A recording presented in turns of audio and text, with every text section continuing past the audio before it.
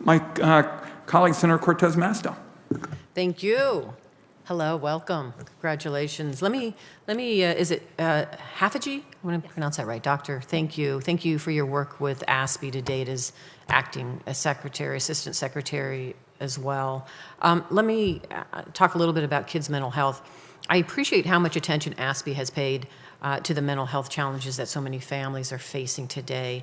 Every time I go home, I hear from Nevadans struggling to find services that will meet their needs or the needs of their loved ones. ASPE's work helps us to quantify those issues so that both the administration and Congress can move to address them. One report explores child and adolescent mental health during COVID-19 and provides considerations for schools and early childhood education providers. Can you talk a little bit about how ASPE works with other agencies, both at HHS and across the government, to share the findings from your work? Thank you, Senator Cortez Masto, and that's a great question. And youth mental health has been so important for a long time, but also particularly during COVID-19, and is something I'm personally extremely invested in. I think it's really important for coordination within HHS and across the federal government on this issue. Many children, some of the issue is identifying mental health and making sure that services are available in the settings where they will receive them. And so things like making sure that services are available in schools and other settings where, and we're identifying risk factors early. So ASPE works intimately with the Administration for Children and Families, along with other sister agencies, to make sure that the studies that ASPE does are important to questions that they want answered, and then that ASPE makes sure that those results are available both within government and to bodies like this committee. And I would commit to doing so as much as possible were it to be confirmed. Thank you. I would hope so, because clearly there's, for me, this idea of bringing essential resources into my community requires the federal agencies, everybody to work together and coordinate and get outside of their silos, quite honestly, and just make sure we're focused, particularly when it comes to our children's mental health, but in general, behavioral health and mental health services. Let me follow up on that, because I know this coming Saturday, which July 16th, marks the launch of 988, the National Suicide Prevention Lifeline. For the first time, we know that assistance for those in mental health crisis will be just the 3 digits away. Here's my biggest concern. I think it's great we have that hotline, and we are working to make sure we have people to staff it. But if we don't have services for them to be referred to, we're going to be doing a lot of disservice to so many in need. So I know that more needs to be done to connect callers to services for acute and ongoing needs. I'm hoping that you can talk a little bit about the work ASPE has done thus far in this space.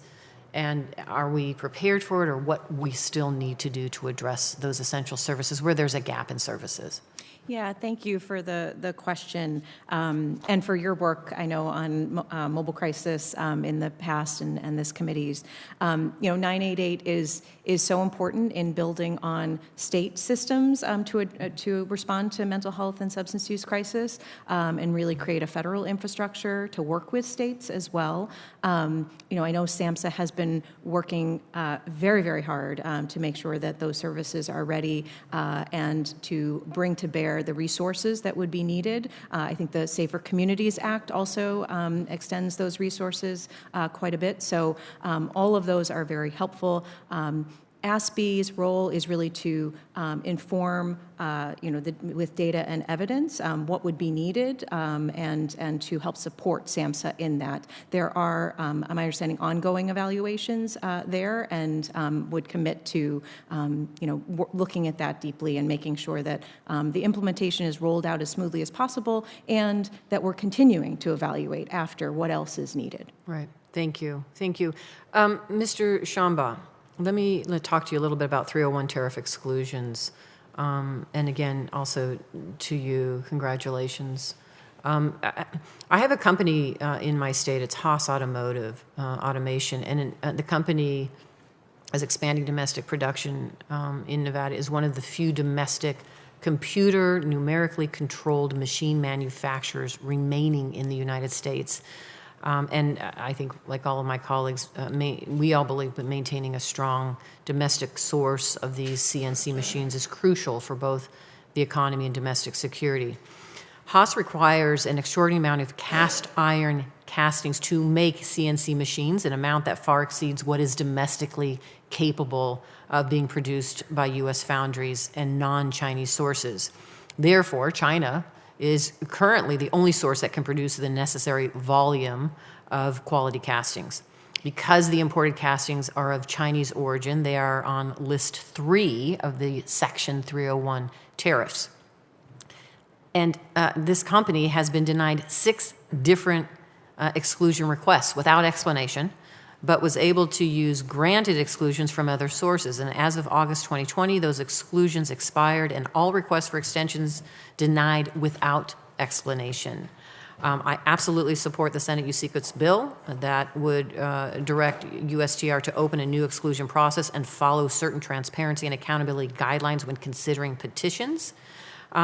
If confirmed, you would have a role in international economic diplomacy, specifically trade and China's impact on our domestic supply chain.